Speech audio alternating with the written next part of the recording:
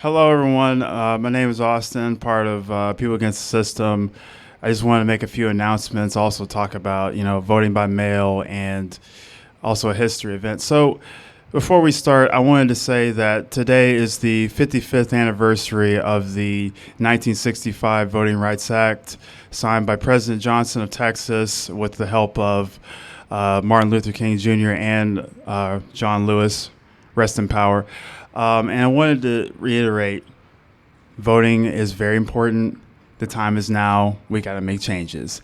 And speaking of which, I want to use this time to talk about voting by mail, since technically we're still in the middle of a pandemic and there are a lot of people out there that still don't feel comfortable going to the polls. So I wanted to reiterate the information about voting by mail to educate everybody about it. So voting by mail is, you have absentee voting, you have 100% voting by mail, which, mail is sent to your address. You fill out the ballot based on whatever party you're affiliated with. But since it's a general election, it's just, you can fill in anybody, like Biden or Trump, or Republican versus Democrat versus Independent.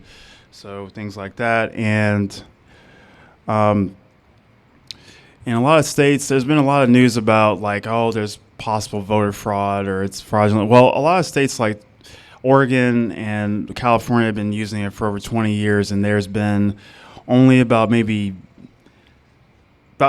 instances of voter fraud out of over thousands and thousands of elections. So it's been very minimal. So don't listen to what media is saying. It works very fine, and that's just pretty simple there. And the last thing I also wanted to add is for people that do have to go to the polls, since Texas doesn't have expanded voting by mail, since we're kind of a Republican state and they don't really believe in all that. So a lot of poll workers happen to be over the age of 60, and since it's coronavirus, they're very high risk. So there's a huge need for young people, ages like 20s, 30s, and 40s to volunteer. Well, not volunteer, it's actually a paid job, but to work at the polls for the early voting and for the election day of November 3rd. Early voting in this state is got another plane.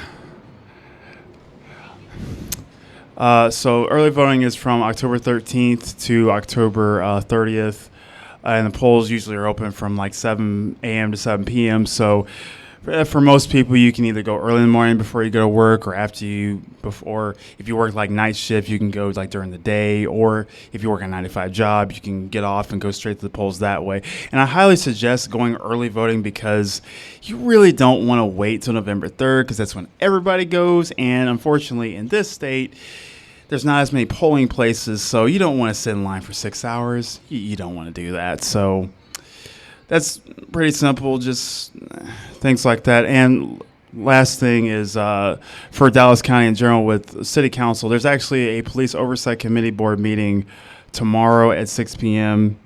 There is next Thursday, there is a committee for the homelessness crisis. And another council meeting next Friday for just a regular city council meeting. So just announcements on that, and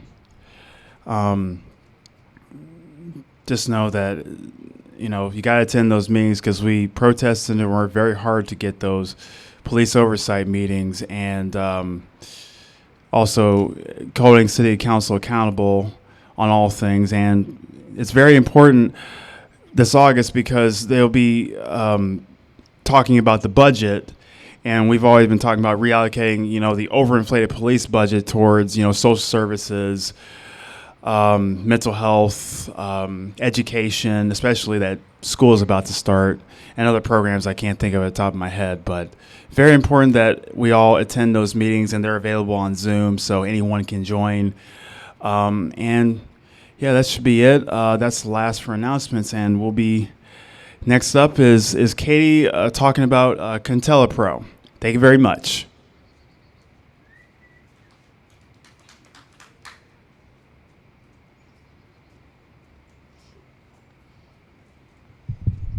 Thanks. I'm lot shorter than Austin. I know, that's why I said Yeah, significantly. Yeah, Evie's got it. Good?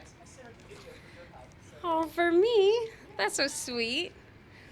All right, so today I'm going to talk about Cointel Pro, which it stands for Counterintelligence Program. It was run by the FBI from 1956 to 1971, when it was shut down for being blatantly corrupt and violating civil rights of American people.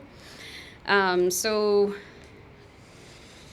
they started in 1956, and if you read, it's always interesting to read from different sources, because if you go to the FBI vault that has all of the documents available through the Freedom of Information Act, they say that it started in 1956 to disrupt communist activities, and then later on they expanded it to include other organizations, and including like the civil rights activist groups and the KKK.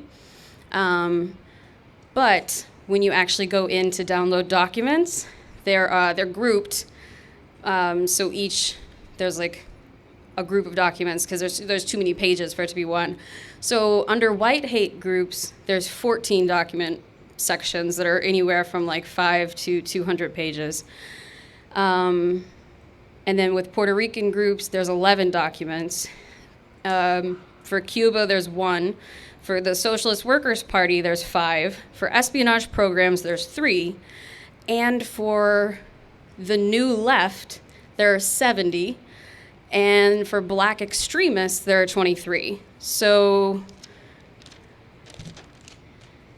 there's a really disproportionate amount of time and energy that they spent on leftist groups, and particularly the Black Panther Party. So the methods that they use, reading this has been a really wild ride with everything that's happening now, because these methods are the same thing they're doing. The first one is infiltration. So they have their agents join established groups to discredit, disrupt, and negatively redirect action.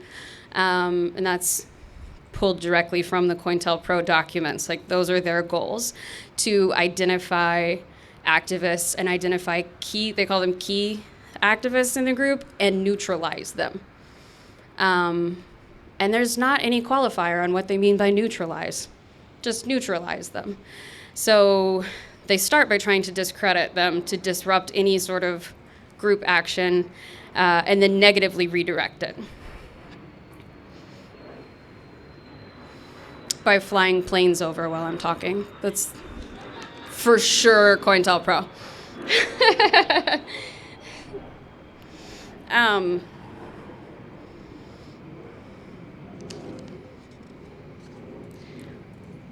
So they have people infiltrate, and there's 4 ways that those infiltrators perpetuate this goal. The first is through psychological warfare, by promoting false media stories. So they actually have their agents give them enough credible intel so that they can create a media narrative to discredit the group, but they have enough factual information in there that it seems believable. And then they circulate that widely, so people who are not directly in contact or connected are receiving this information, so that they get a false image of the group and what the group is actually about, and the way that they meet their goals.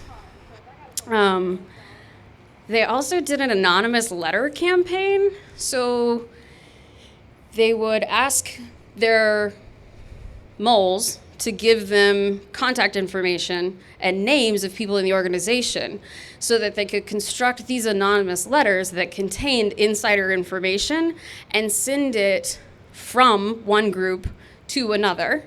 So like, they really wanted to pull the Black Panther Party away from any other parties, because they recognized the ability for the unified groups to have a lot of strength. So they would send a letter from the Panthers to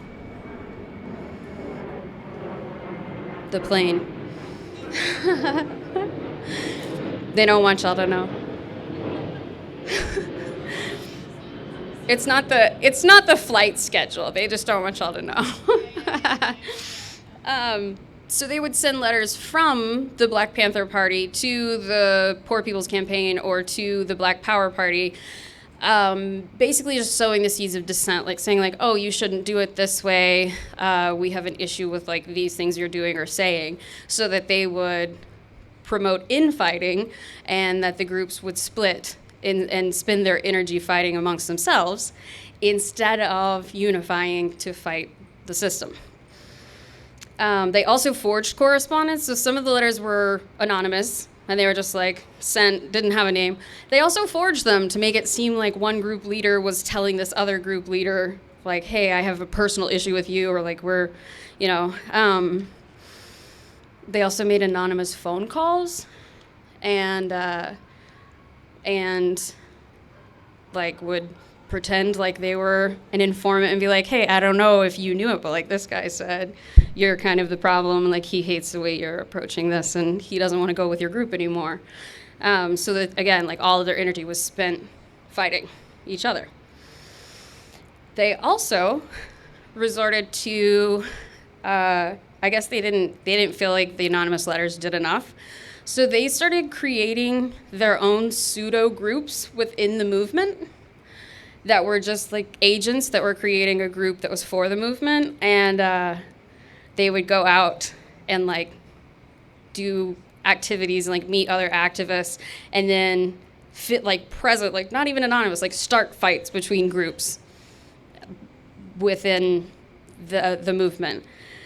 So they literally like, again, this is a government program, so the government was spending tax dollars to pay agents to start a fake group, to start fights amongst activists. Like, it's a lot of time and money that they spent on it. When that didn't work, they went on to target the family and friends of activists. So when the activists were like, no, like, we see what you're doing, we're going to keep going with this, then they would say like, oh, okay, well, unfortunately, we have this search warrant for your mom's house, and we're going to go in there, and we're going to ransack your mother's house and beat her and then leave. So it's typical escalation, right? So they couldn't get them to stop by starting fighting within the group, so then they started going after the group's family and friends and people they were close to. And then there's so many dogs today.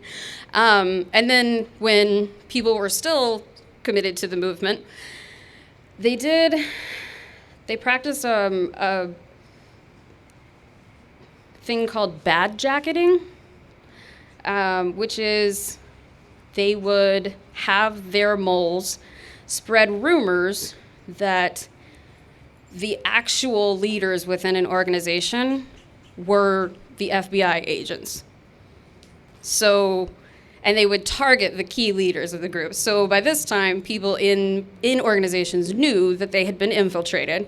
So then the mole would be like, oh, well, have you noticed that like our leaders, this one of them, he's doing some things that seem sketchy. I think he's the mole. So they could discredit them. They also accused them of skimming funds so that they could make a case that like the leader just infiltrated to steal money from the movement. And usually they went after people in key positions. Sometimes they did, but it was usually the people that were higher up within the organization so that they could break down the leadership. The bad jacketing was specifically designed to break up the Panthers and the Black Power Party because those were two very strong groups and they needed to break them apart. So when they couldn't, using the media and the anonymous letters, when all of those things weren't enough, they added this practice of bad jacketing.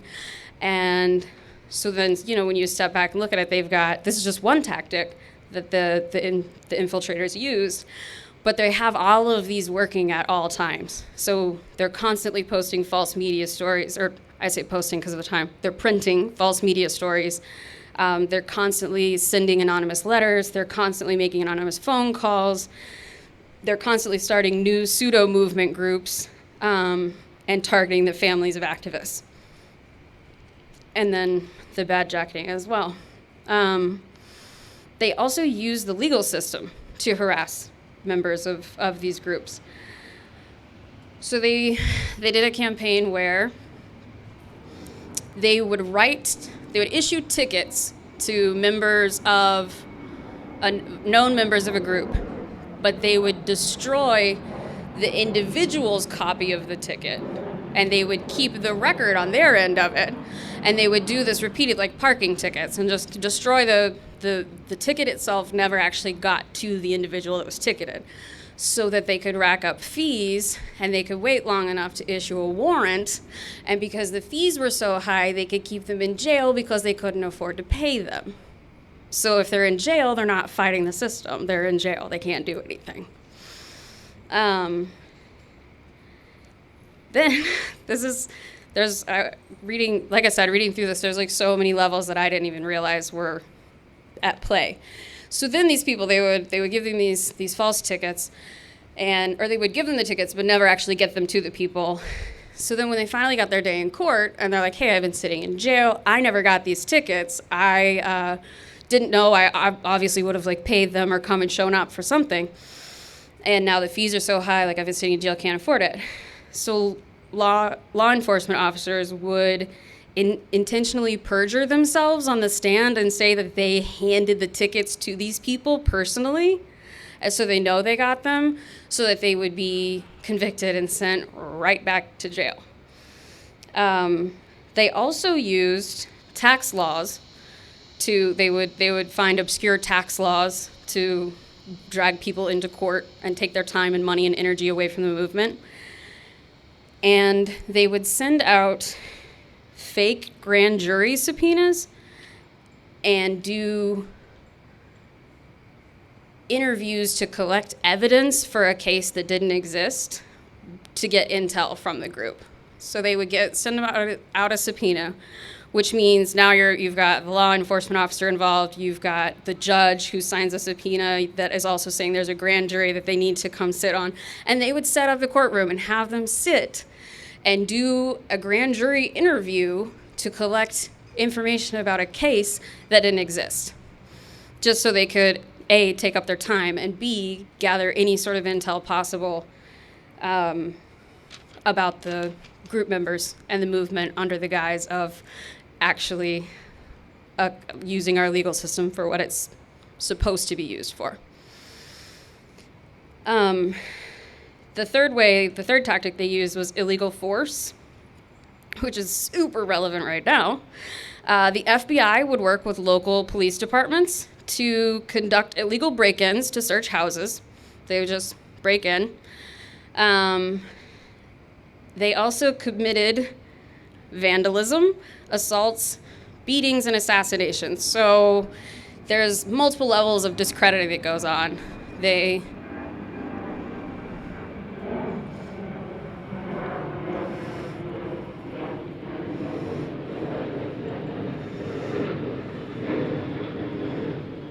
Those take a long time.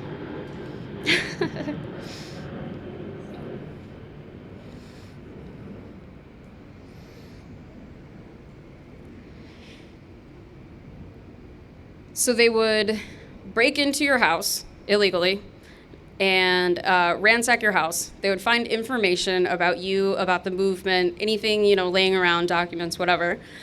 And then they would go out and vandalize and use whatever. Now would be relevant, if they vandalized with the BLM hashtag or what, so they vandalized as though it was the group doing all this vandalizing.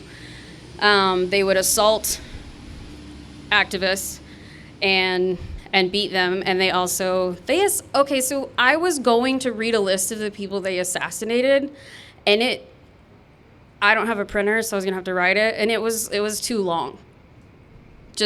It was too long. I'm gonna tell you the website to go to get this information, but I was just gonna read all the names, and I didn't even have the time to write all of them down. That's how many they assassinated.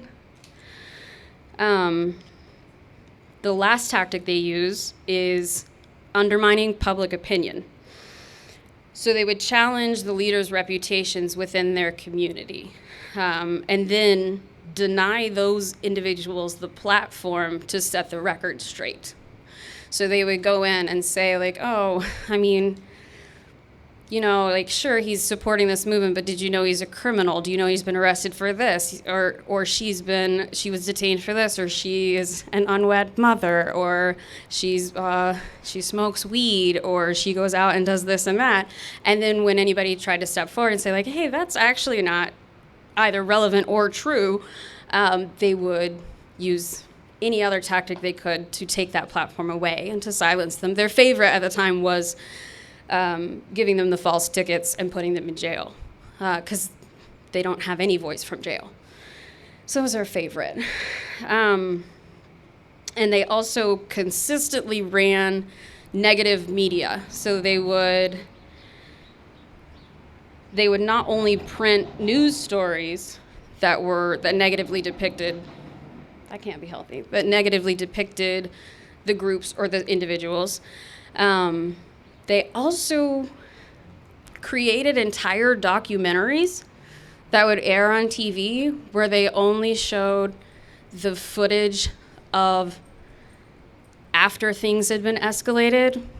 So it looked like the Black Panther Party or the Black Power Party or the PPC were really aggressive. Like, they just went out to be aggressive, and they spent millions of dollars like editing and creating these documentaries to make it seem like that's all they were doing, even though the police were the ones that escalated it, and it would not have been that violent if the police were not involved. Their goal with all of these tactics was to create distrust among the groups and the members, and to deter any unification. Because if the group's all unified, then they would be able to take down the system because there's strength in numbers. So, like I said, I was going to talk about all of the people they assassinated, but since that was too many, I will give you the website, and then we'll talk about one notable. The website is Vault.fbi.gov. You can go on there, and through the Freedom of Information Act, just in the search bar, type Cointel Pro, COINTELPRO, and all the documents. You can download all of the original documents. And you can read about it for yourself. And it's a lot, but it's very relevant. They have subtexts of the false media stories, and they could have been written last week. They talk about how the communists, anarchists are coming in, and their only goal was to destroy our way of life and disrupt peace. I mean, it literally could be written yesterday. These are the same tactics they're using now. But now it's a lot harder to take our voices away because we have social media platforms. And so we should use them to keep information out there and freely shared. So I'm going to talk about the person who was assassinated I'm most familiar with. But like I said, please go download those documents, read about it. It's equal parts fascinating and horrifying because this is our own government. And in 1971, COINTELPRO was publicly officially shut down, and for about 6 months, there wasn't a lot of activity. And then in 1972, counterintelligence and espionage operations started right back up. So it's still going on. And it's definitely being used. In 2017 and 18, there were a couple of federal court cases that were brought against the FBI for counterintelligence, specifically with the Black Lives Matter movement. And a lot of illegal surveillance. And the Patriot Act made it a lot easier for the government to surveil. Like now it's even easier than it ever was. They were already doing it anyway, and then the Patriot Act made it even easier. So I'm going to talk about Fred Hampton. He was a leader in the Black Panther Party, and one of his big initiatives was to create the Rainbow Coalition, where he unified not only the Black Panther Party, but other marginalized groups, so Latinx and indigenous peoples. He wanted everybody to come together and support one another and create communities of support. He was also a really charismatic, he was very young, he was in his early 20s, and he was very charismatic, so people were drawn to him. So once he got up into key positions within the Black Panther Party, he was able to reach a lot of people and they wanted to come listen. He was an educator and was able to really keep people engaged. So of course, the FBI opened a file on him in 1967, and within the first 6 months, he was placed on a watch list and identified as a key militant leader within, because one of his big advocacies was for everybody to have personal protection and to arm themselves so that they could protect themselves, because he was aware that they needed to, and that the government would come for them and they needed to be ready when they did. So the FBI, once he got placed on the list as a key militant leader, they recruited William O'Neill to infiltrate. So William O'Neill had been arrested for stealing a car and impersonating a federal officer. So he was facing a felony charge.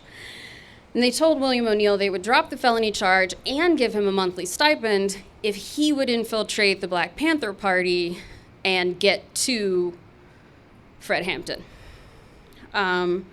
So he agreed, and within the first year of being in the Black Panther Party, he had worked his way up to becoming Hampton's personal bodyguard. So then he could feed direct information to the FBI, to COINTELPRO. So not only was he feeding information, he personally helped instigate disputes and distrust among the groups. So he would go like back and forth and like, oh, this person said this about you, this person said this, like, oh, yeah, he's not here tonight. It's because he hates what you're doing. And just like sow those seeds so that they would fight with each other. And once distrust exists, it just grows and grows on its own. All he had to do was plant those little seeds. So by October of 1969, Hampton and his girlfriend moved to be closer to the headquarters in Chicago. They moved into a 4-bedroom apartment so that they could be close to headquarters and also house activists that came in to support. They had a place with extra space for people to stay. They also used that as their weapon stockpile. That's where they had all the weapons that they would, when they went out and marched, that they would take with them. So by the next month, by November, Fred Hampton went to California, to UCLA, to talk about taking a position with UCLA in a teaching position for political education. And they actually offered him the position while he was there, so he was going to come back and like plan on moving his pregnant girlfriend and like moving everything to California so that he had a bigger platform. While he was gone, O'Neill made sure that the Black Panthers got into a shootout with the police, and 2 police officers were killed, and so the media reported that the Black Panthers went out and killed 2 cops, and that they were only out to promote violence, and that all officers should be prepared when they encountered anyone with the Black Panthers Party to shoot them before they got shot. So just like really push that narrative very hard. So when Hampton got back, on December 3rd, he taught a political education course at a local church, and afterwards, several members that were from out of town returned to his apartment with him. And while they were gone, good old William O'Neill made dinner for everybody. And when they got back, he served dinner and... Oh, you don't like that? Okay. They're like, oh, it's night of, we gotta fly a plane.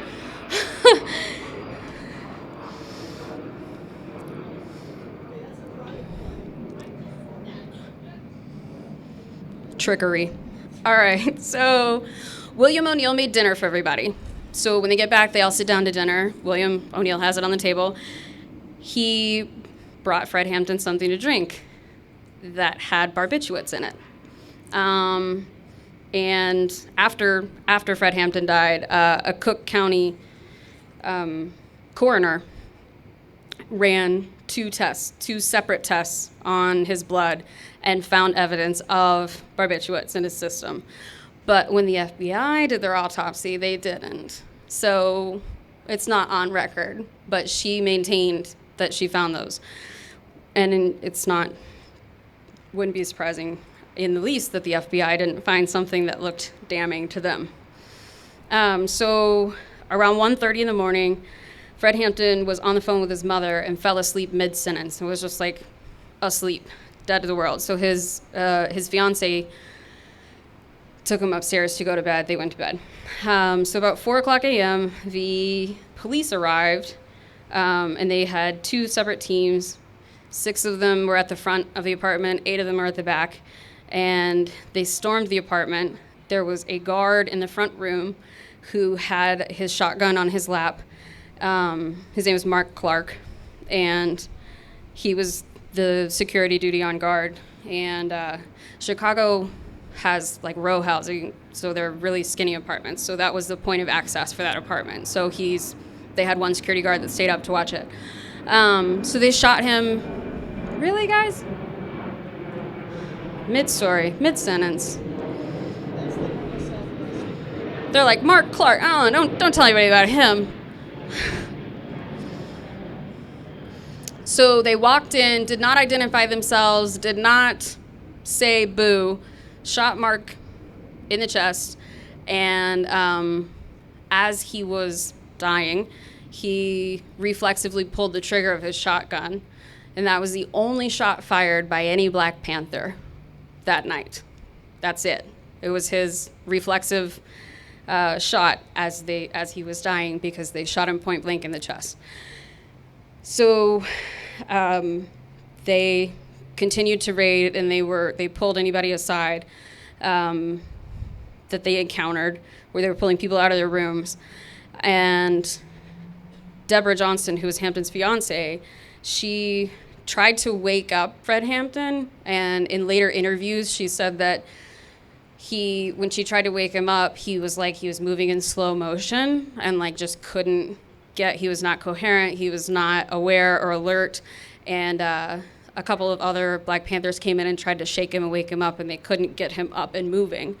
So as the police stormed in, he was shot a couple of times, and Harold Bell, who was one of the Panthers who survived that night, said that he overheard a conversation as he was being beaten in the hallway between the police, where they said, "Is that him?" Someone said, "Yes, it's Fred Hampton." They said, "Okay, bring him over. Is he alive?" And he said, "Yeah, he'll probably make it." They heard 2 more shots, and they heard a cop say, "He's good and dead now." And then they proceeded to beat the rest of the people that were in the house, drag them out into the street, and arrest them for aggravated assault and attempted murder of the police. They took them to jail, and they held all of them on $100,000 bail each. They took them to court, and law enforcement officers perjured themselves on the stand, and they were convicted. The convictions were later overturned, but they were convicted of aggravated assault and attempted murder, even though there was only 1 shot fired by any Black Panther weapon that night. So that's just one story of one person that was surveilled, stalked, and assassinated by the FBI. And like I said, the COINTELPRO was officially ended in 1971, but really effectively all that did was make the FBI stop using that name and be more discreet. in their surveillance. They have not stopped surveilling people. They've been accused of it steadily since then. And anytime a court case actually gets through to the federal courts, typically it's proven correct that the FBI is doing these things. The CIA also joined in. They're in too.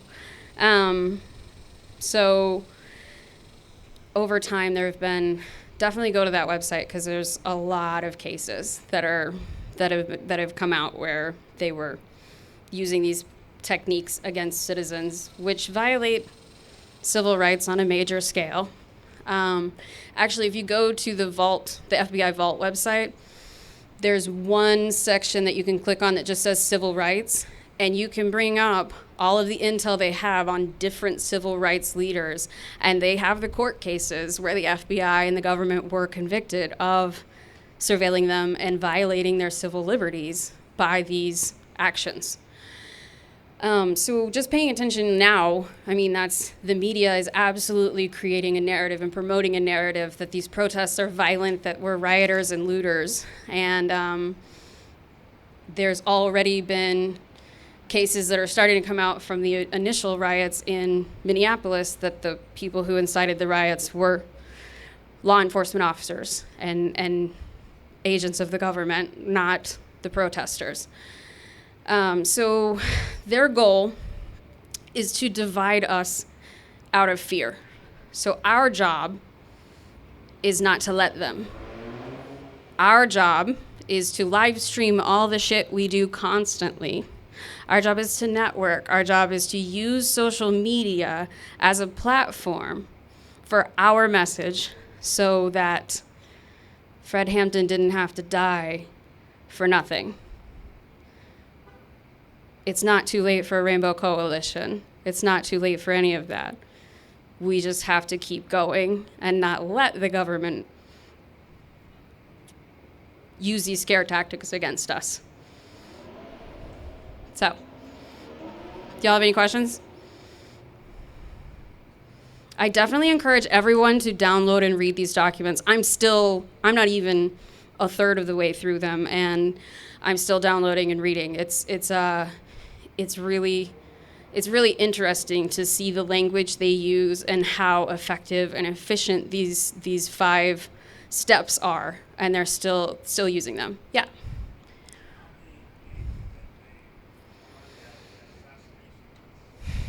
They actually, I don't know that they were all assassinated. The list that they have are confirmed Cointel Pro targets, but Malcolm X was on it. MLK Jr. was on it. But also Muhammad Ali was a Cointel Pro target because he was an activist. And so I know some of the names, some of those people were not assassinated.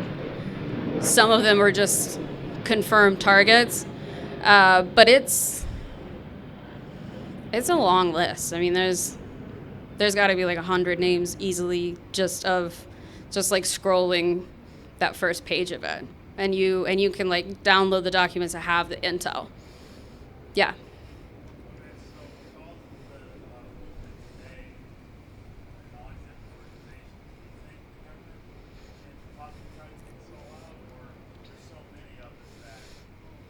The government's goal is to divide and conquer. So what they're going to do is they're going to wait and identify key members of the movement and then sow seeds of dissent against those leaders so that the groups fight and end up splitting. So their goal is to divide.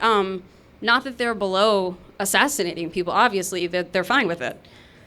Yeah, like they're going to use. So we're still, like, at this point, we're still at the point where they're divide and they're sowing, like, the media is being used against us.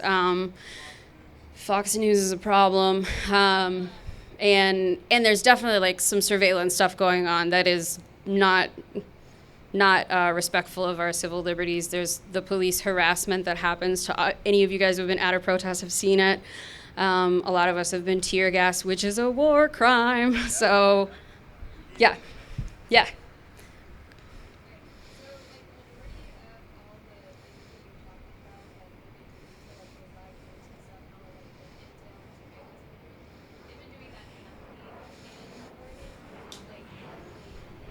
Right. Well, so Portland is. Oh, so her question was, or not quite her. Really, guys? Um. So she was saying that they're using a lot of this stuff in Portland, in Oregon already. So Portland is to the point where, so if we're looking at these like 5 steps, starts with infiltration and then psychological warfare and then legal system harassment, which all of us have probably experienced to some extent. Definitely the first 2. So Portland's already at step 4. They're at illegal force, which is where the feds work with local PD and come in. And actually, at this point, we've advanced. They don't even give a shit about local PD anymore. They're not partnering with them. They're doing whatever they want because 45 is a dictator. So he's saying do it, and they're doing it.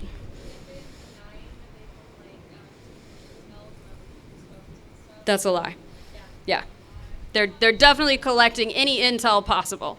Yeah. But also, I know that we're all being careful, like with which apps we use with our phones, which whatever, but keep in mind that they did all this to Fred Hampton in 1969, and they were still able to do all that. So, yes, be careful with your phone, with whatever apps you're using, but don't spend all your energy on that because they're going to find a way to find the intel anyway.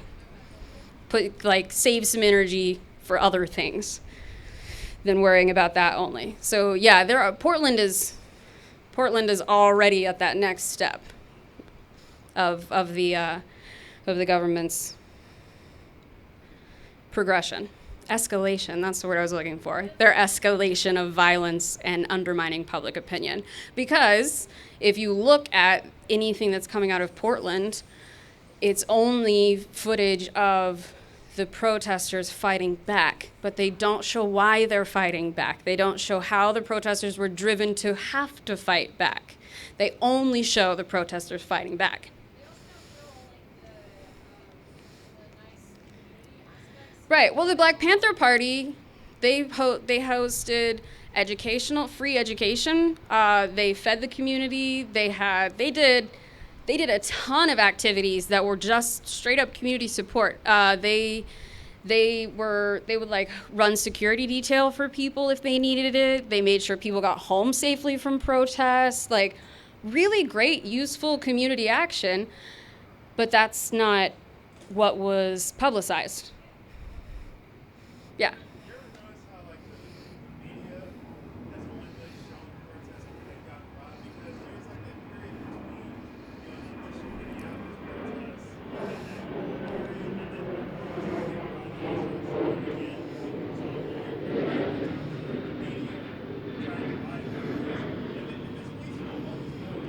Right. Well, and it's actually advanced to the point where like the government doesn't even have to do that at that point because like the publicly funded local media stations here in Dallas covered the first 4 days diligently because people were fighting in the streets and there were buildings being vandalized and there was tear gas and then as soon as we became peaceful, they stopped.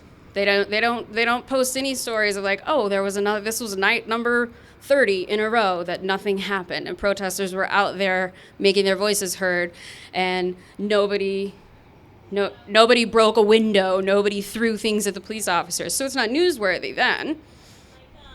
I had an instance with my friend and she had her baby with her and tear gas that the cops had through like May 29th, which is going to go ahead and day, like way on the other side. Right, yeah. And the gas, like the whip carried the gas and blew it into, you know what I'm saying, like her baby's face. Mm-hmm. And then the media source quickly ran up. So like the Dallas media quickly ran up and was like, no, can I take a picture? And we didn't know who they were. So, yeah, and it was my first protest at the time. I was like, whatever the fuck. Yeah. They took the picture, and they put it on Twitter, but literally no caption. Yeah. None. No context, right. Right, exactly. Everybody just went, like, ballistic and, started blaming her for stuff. Right. Your kid to a riot?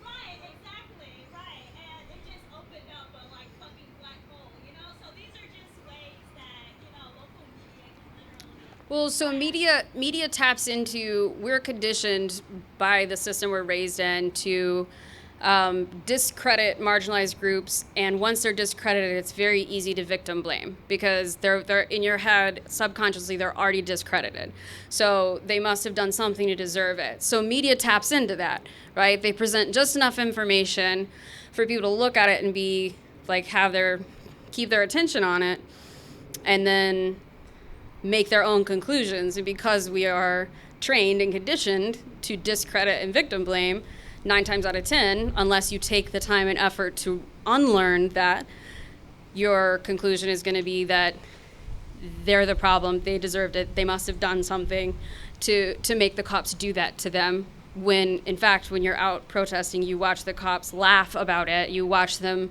enjoy coming out specifically to harass and harm. But like when you're not out here seeing it and you're only seeing these tidbits that are intentionally fed to you, your internal dialogue, like I said, unless you've taken the time to unlearn it, your internal dialogue is, look at these criminals, they deserved it.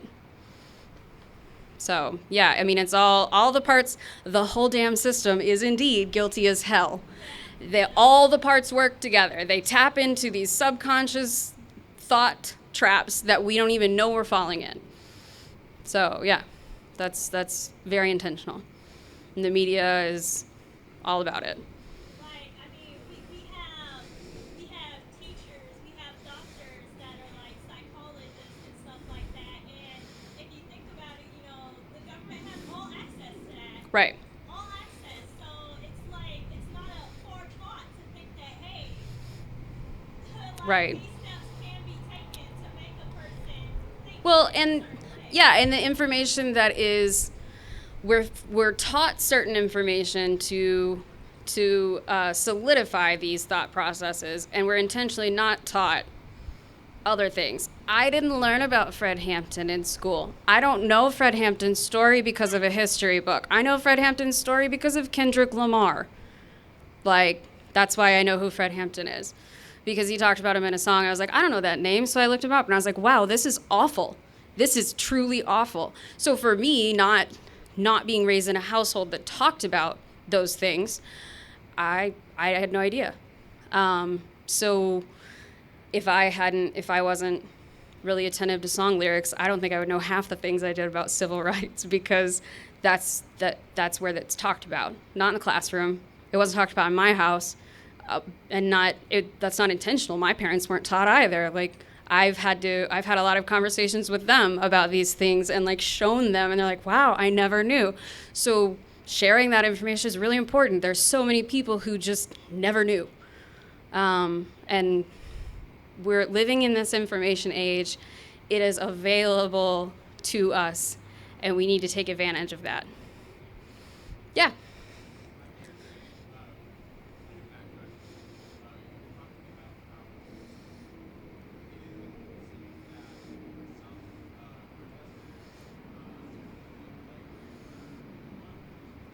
Right.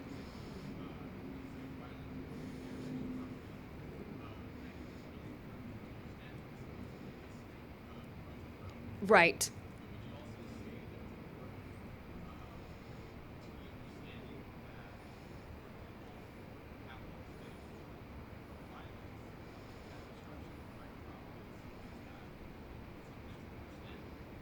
Yeah, actually, that's a really good point. So he's saying that they're called agent provocateurs, and that was a specific, like, Cointel Pro had like a recruiting staff for agent provocateurs, specifically to do those things. So yeah, they're coming in and like and intentionally destroying things and making it look worse. But so his point was that sometimes private property is damaged, and really, I'm glad you brought that up. Property is not more important than human rights. So they're using this, and the agent provocateurs know that that's something that the media will sensationalize. But also, yeah, let's have the conversation. So what? Your building got broken. So what? Your windows got broken. People are being murdered on camera. Fuck your windows. So yeah, thank you. I appreciate, yeah, because dive into one thing and get really like, but yeah, that's a very valid point. If your building that is probably insured gets a little bit damaged, you're gonna be okay, so. That's right. Life insurance will not bring that person back. Property insurance will give you new windows. Yeah, and Target did. Right. Yeah. Yeah, but that is something that the media hones in on because that's another, we're like private property is idolized in this society, and so they hone in on that. And they tell these, a lot of times it's the middle-aged white moderate the media is catered to. By a lot, I mean pretty much all public publications. You have the independent ones that don't do that. But that middle-aged white moderate group, they hate a property damage. They'll just, oh my God, I can't believe those looters went out there to break windows and steal shit. And they don't even get to the fact that we're out protesting because people are being murdered on camera and nobody's being held accountable. Aurora, Colorado is a fucking problem. They still haven't done anything about Elijah McClain. Those children who got handcuffed the other day because the cops thought that the SUV their mom was driving was a stolen motorcycle. They got confused, y'all. Those things look the same. And they put these kids face down on the asphalt and handcuffed their hands behind their back. The police chief made a public apology. That's all. That's it. Nothing has been done. No disciplinary action. In her public apology, she said that the officers were following protocol, but clearly exhibited a lack of judgment.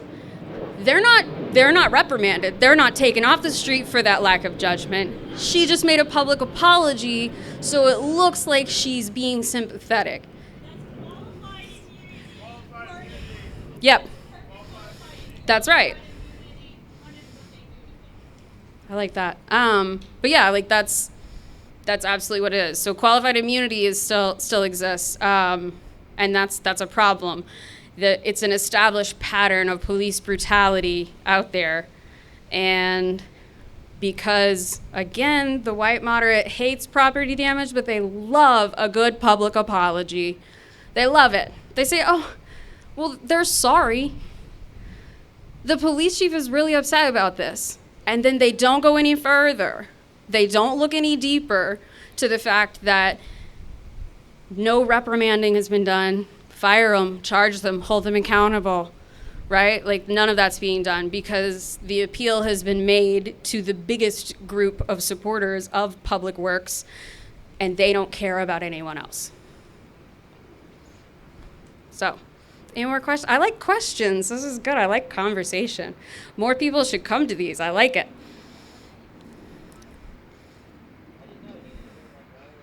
I know, right? Well, hey, man. You guys have any more questions?